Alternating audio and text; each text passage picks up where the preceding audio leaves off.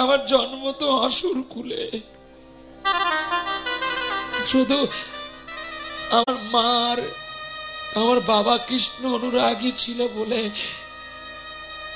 আজকে আমি এই পথের প্রতীক হতে পেরেছি।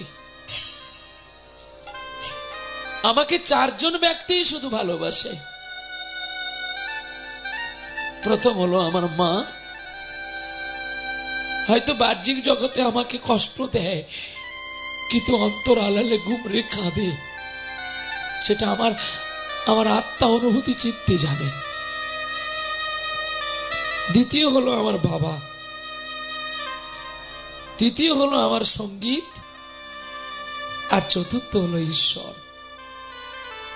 এর চারজন যদি আমায় কৃপা না করত আমি কিন্তু এই জায়গাতে আসতে পারতাম না।